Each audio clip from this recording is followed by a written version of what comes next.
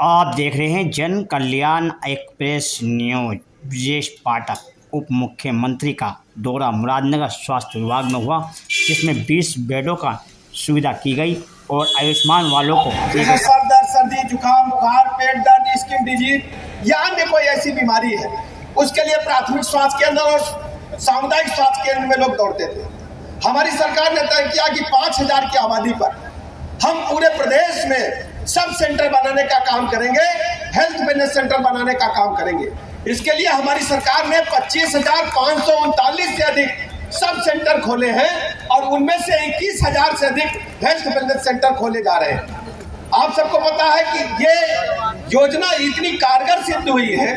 गांव के लोग जो निकल करके सामुदायिक स्वास्थ्य केंद्र 5 किलोमीटर आते थे, 3 किलोमीटर पीएचसी तक आते थे, कभी कभी और भी समय लग जाता था और जो तत्काल इलाज होना चाहिए मरीज का, उसमें दिक्कतें आती थी। उनको परिवहन के साधनों की दिक्कतें आती थी। सबके पास संसाधन नहीं है। गांव के लोगों को वॉकिंग डिस्टेंस पर उच्च कोटि की चिकित्सा व्यवस्था मिल पाए, इसके लिए हमारी सरकार काम कर रही है।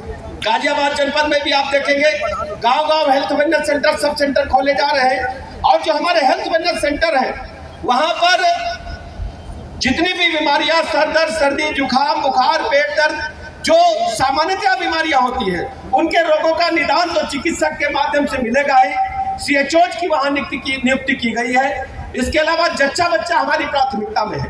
हमारी जो बहनें हैं वो टीकाकरण के लिए बहुत दिनों तक दूर तक लाइन लगाने का काम करता था, उनको जाना पड़ता था सीएससी पीएचसी में। अब हमारी बहनों को टीकाकरण के लिए गर्भावस्था के दौरान वहीं पर सारा इंतजाम करने का काम हमारी सरकार ने किया है। और सबसे बड़ी बात बच्चों के लिए, जो हमारे नवजात शिशु है, और मुझे बताने में प्रसन्नता है कि नवजात शिशु और जच्चा बच्चा को उच्च कोटि की चिकित्सा व्यवस्था उपलब्ध कराने का परिणाम यह है कि मातृ और शिशु जो मृत्यु दर है उसको कम करने में हमारी सरकार ने बड़ी कामयाबी हासिल की है।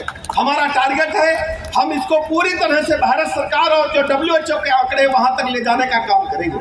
जो हमारे सीएचओ बैठे हैं उनको पूरी तरह से ट्रेन करके बैठाया गया है। वहाँ एनएम्स बैठी है। हमने एक छोटी पैथोलॉजी भी सभी sub centre, health wellness centre पर चलाने का काम किया है, जिससे खून की जांच, पेशाब की जांच, अन्य जांचें हो सके। और एक सबसे बड़ी बात क्या थी, हमारी बहन गर्भावस्था के दौरान अल्ट्रासाउंड करने के लिए 9 महीने में 3-4 बार अस्पतालों के चक्कर लगाती थी। उनको बड़ी समस्या होती थी, बड़ी लंबी लाइन है, कहीं चिकित्सक नहीं है। और हमने स्टेट बैंक के सहयोग से एक ऐप तैयार किया है।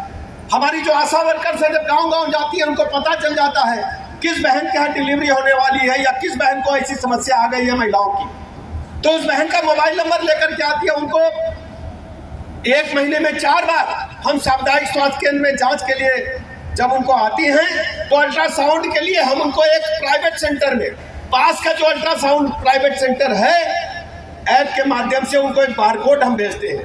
बारकोड में जैसे ही प्राइवेट अल्ट्रासाउंड सेंटर पर हमारी बहन जाएगी, चिकित्सक महोदय उसको बारकोड को स्कैन करेंगे, सरकार के खजाने से पैसा निकल जाएगा, लेकिन हमारी बहन को पैसा अब नहीं देना पड़ेगा किसी भी प्राइवेट अल्ट्रासाउंड। जब इस योजना को हमने प्रारंभ किया 24 मई को, तो शुरुआती दौर में हमारे पास मात्र 300 अल्ट्रासाउंड सेंटर जुड़े थे। रोज 150 की संख्या जुड़ रही है। अगर हम परसों का आंकड़ा देखेंगे तो 1400 के लगभग सेंटर हमारे पास जुड़ चुके हैं, जो निःशुल्क हमारी बहन का अल्ट्रासाउंड करने का काम करेंगे और सरकार के खाते से पैसा कट जाएगा। धीरे धीरे संख्या तेजी के साथ बढ़ रही है। आज भी हो सकता है कुछ संख्या बढ़ी हो। हम धीरे धीरे सभी प्राइवेट अल्ट्रासाउंड सेंटरों को अपनी इस योजना से जोड़ करके अपनी बहनों को निःशुल्क अल्ट्रासाउंड की सुविधा उपलब्ध कराने का काम कर रहे हैं। और हम तेजी के साथ चिकित्सा सुविधाओं का विस्तारीकरण करने का भी काम कर रहे हैं। मैं गाजियाबाद के इस कार्यक्रम में उपस्थित सभी आप सबका हृदय से आभार प्रकट करता हूं और भरोसा दिलाता हूं। जैसा कि अभी वीके सिंह साहब कह रहे थे, जनरल साहब और अनकर अग्रवाल साहब और त्यागी साहब बार बार कह रहे थे, जो हमारे छोटे भाई भी हैं, मित्र भी है, पुराना रिश्ता है, इनके बाबूजी की समझ से हम लोगों का रिश्ता है त्यागी साहब से अच्छी तरह जानते हैं। बार बार कह रहे थे कोई नया अस्पताल खुल जाता तो अच्छा हो जाता, ट्रामा सेंटर मिल जाता तो अच्छा हो जाता। तो हम लोग 75 के 75 जनपदों में प्रयास कर रहे हैं कि हम क्रिटिकल केयर यूनिट खोलें। तो एक यूनिट हम आपको प्रयास करेंगे कि अभी हम पूरा प्रयास करके गाजियाबाद जनपद में एक क्रिटिकल केयर यूनिट और खुल जाए, जिससे हम वहाँ पर जो हमारे आईसीयू के पेशेंट हैं उनको दूर अस्पतालों में जाना पड़ता है, तो यहीं भर्ती हो जाए, उनको दिल्ली में या नोएडा के प्राइवेट अस्पतालों में न जाना पड़े।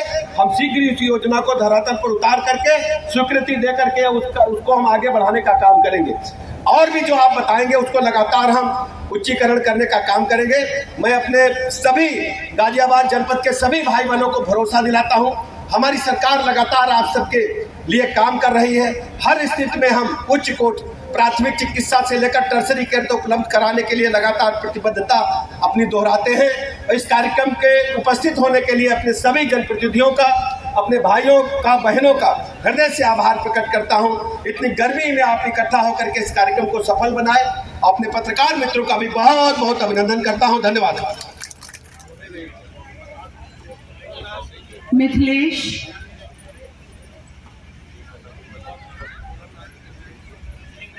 अंकित,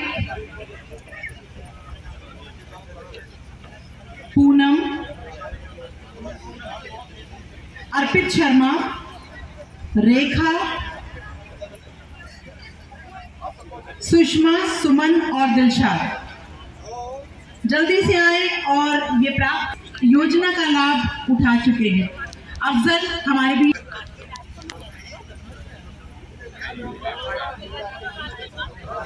हॉस्पिटल में, क्या आप बताएं अपना अनुभव। लोहनी से विधायक आदरणीय नंद किशोर जी, धौलाना से बड़े भाई धर्मेश तोमर जी और बहन मंजू शिवाजी मोदीनगर साथी हैं, और इस ब्लॉक से प्रमुख भाई राजीव त्यागी जी और हमारे महानगर के अध्यक्ष भाई संजीव शर्मा जी, जिनके नेतृत्व में हम सब लोग भारतीय जनता पार्टी के कार्यकर्ता के रूप में काम कर रहे हैं।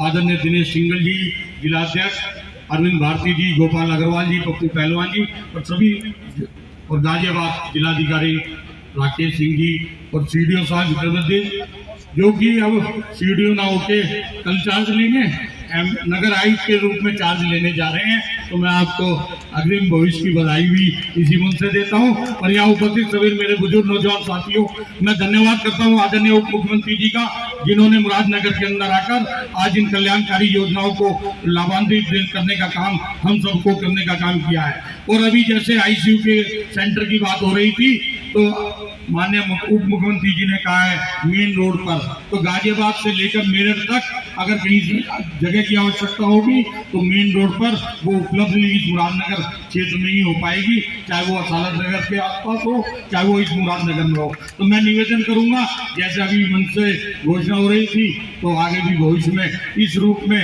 मुरादनगर में आपका आशीर्वाद इसी तरीके से मिलता रहे और मेरे अन्य साथियों को जनपद गाजियाबाद में मिलता रहे।